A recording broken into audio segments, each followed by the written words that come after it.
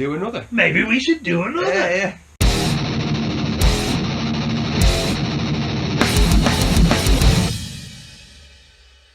Hi, how are we all doing? Hiya.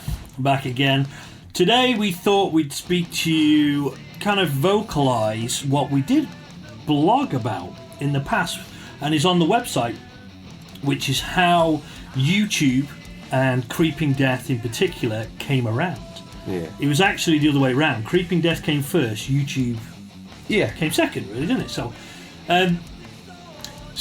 as a brief history for now, obviously we've jammed together for years and years and years.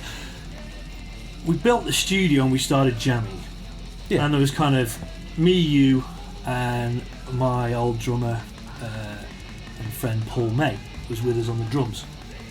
And Paul, God bless him, would not turn up for band practice, jam sessions, whatever.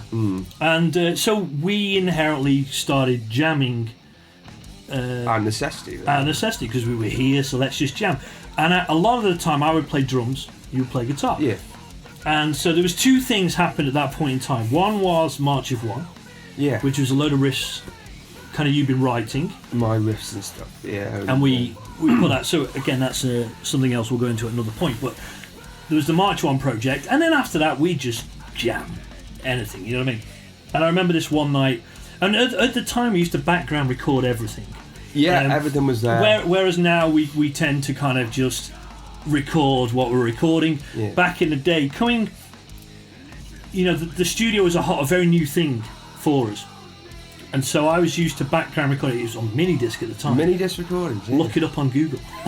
What a mini disc was. We used to background record on a mini disc, and then we'd press record on the actual on Pro Tools at whatever point we felt we needed to do. And I think I went into and then you picked up on it. Yeah. And we started and we kind of fumbled our way through, didn't we? Yeah. So yeah, I started to kind of play the drums, and Paul joined in, and we kind of fumbled our way through to probably probably to just after the first chorus, maybe something like that. Yeah, that's it. And then when we listened back to it on the recording, we were like, yeah, that sounds pretty good. I think we tracked an extra guitar. Put another guitar on it, yeah. Did we do bass? Maybe, yeah. And then a bit of vocal. I don't even know. We went that far. Yeah, we did have a vocal. Oh, okay. Oh, yeah. So, yeah, we made it up. Paul didn't really know the riffs. I didn't really know the drums. And I definitely didn't know the vocals. so yeah, we basically got that far. But it was enough of a spark in it for us to go, hell. And we toyed with various bits at this point. And we had been kind of jamming on things and recording things, but we'd never... Yeah. Nothing was finished, was it? Nah, well, no end game for it. Really. Yeah, that was a good point. Yeah, it's a good way of saying it. There's no end game. We were just jamming, recording. We were making songs that will end up seeing the light of day at some point, but there was no end game on any of it, was there? So this was... let's get it on YouTube or anything. Yeah. It was all... And we were kind of that impressed with that, we kind of went, let's record it properly. So that's what we did. We recorded properly. This is our first ever time at recording anything in its entirety. It wasn't that long after we actually got the studio. No, not at all. And it was great because, again, it was testing the sounds. Yeah. Wow, we can play this and it sounds good. Yeah.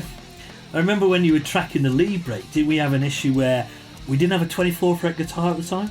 I had a Strat with 21 frets. Not even like, 22, yeah. We were like, shit, the note... The first run up in the solo ends up on a bend up to the 24th fret or something, yeah. And we couldn't do it, and we had to figure that out and stuff and what have you.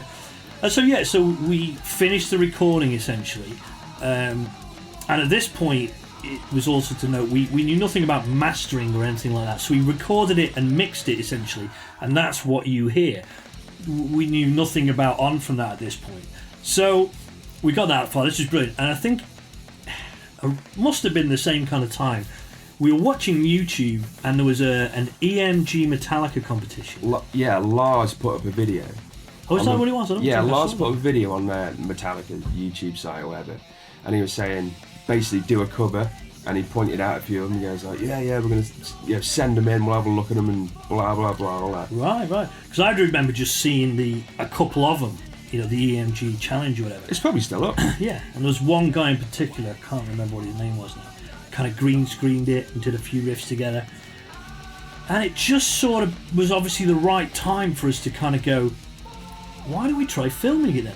I'd always been interested in filming from when I was a teenager. You know, I used to VHS to VHS. We had a lot of, you know, camcorders and films and stuff, and you know, there's a lot of very used to using camcorders and whatever. So I'd always had an interest in that, and technology hadn't quite been there for me. It was obviously a very expensive commodity, the technology side. Yeah, it wasn't HD back then, hardly. There wasn't any of that, obviously, and obviously, I think one of my old computers, probably early 2000s, late 90s, 2000s, I'd kind of bought in the hope that I could video edit on it, and it didn't really happen. You know, I forget. There was something, I forget what it was now. Anyway, so all of a sudden we're in a realm where we could probably do this. The software was available and whatever, so we dug out the old DV cam. Yeah. Again, Google DV cam. 4.3. Yeah. 4.3, if you watch it, it's in 4.3 as well. It goes, yeah, it does. Yeah. We you know, we hadn't even gone further than that at that point. And we Black filmed... and white, no, yeah. yeah, Quill and Podge. So yeah, we filmed ourselves on this. Again, not really understanding how we were going to do it or anything at that point. We really hadn't thought that far in advance. We'd kind of just done it, and I hadn't really figured out how we were going to do anything with it. On the contrary, I was quite surprised how well thought out it was on your part. Anyway. Oh, right, okay. Because if you think about it, the way we did that video, we did all the others like that. We did it. I mean, it laid out a template for us. Yeah, it hasn't really... it's changed, obviously, but, you know, in terms of the basics and stuff. It was basically plonk a camera in front of ourselves and see what happens. And at the time, I was on tour with a band called Kaiser Chiefs, and we had a big video element to the show, and so one of my video techs, he knew how to use Final Cut. As with so many things in the studio, it was who I was around at the time. The reason I'm on Pro Tools is because the time we built the studio and I was buying into a piece of software was based on who I was around at the time. They were using Pro Tools, so that's the kind of pool I bought into, you know, and the knowledge base I bought into. And this happened with Final Cut as well. So I literally had a 5-minute crash course on Final Cut, and it was like I for in, O for out, drag it here. And that's it. That's all I knew about it. I'd managed to get hold of a copy of Final Cut 7, I think it was at the time. Yeah, it was. And away we went. Imported all the footage. And I remember... Snap cuts all the way through, right? yeah. But there was, well, here's what happened. So I edited the video in a venue called the Brussels AB, the Ancient Belgique. And we were there for 2 days. We did 2 shows there. And they have this big catering room. And I basically camped out in the back corner of this catering room. I remember you saying that, yeah. Set myself up. And the one thing I hadn't been taught, okay, I knew how to take a clip and put it onto the timeline. I'd not been taught about synchronizing the start points. Yeah. And the only way I could figure this out was mathematics. And I'd probably still have all the paperwork somewhere. I literally had to write down where the film started, what bit I wanted to edit, for how long, do the mathematics, cut it out, put it on the timeline. You know, it took me forever. And it was all done via mathematics. There was no technology side to the edit. It was all literally done with me writing down edit points where I was, because I didn't know how to do, you know, a synchronized start point. But the end result was like, shit, that looks great, you know what I mean? Yeah. And I remember us just being bowled over by it, because... Yeah, how it came out, as opposed to, like, when we were filming it and stuff, feeling like doofuses and stuff like that. I think this is going to look daft or whatever. When you put it all together... Because we had no idea what we were doing. We just, like I said, we plonked a camera in front of ourselves, didn't we? And went for it, you know. It was the video equivalent of us jamming. Like, just making it up on the spot, basically. So we did the video, it looked fantastic. It's like, great, this is cool. And obviously, this is a very great... I suppose it must have been, a real... I know YouTube was becoming a bigger thing at that point in terms of 2010, 9 the individual creators and what have you. So it felt like if we started a YouTube channel, put the video out there, a lot of the thought process was that we could actually just send it to our friends easily and show our friends. Yeah. You know what I mean? So that's what we did. We started a YouTube channel, we uploaded it, and we essentially sent an email out to all my friends, all your friends. Hey, check us out. This is what we're doing. Because we were excited. I mean, the studio had only been together. We'd probably only been, in the studio for about a year at this point. We were super excited. We'd done something. It was actually finished, and it was like, wow, it's a finished product. So we were as opposed to a lot of stuff we had done in the studio, which is always unfinished. Yeah, there's a lot of unfinished stuff over the years. So we put it out there, and it was super cool. We were getting emails back off everybody. Everyone was, everyone was really into it, and it was just we were loving it. We were so happy about it. And then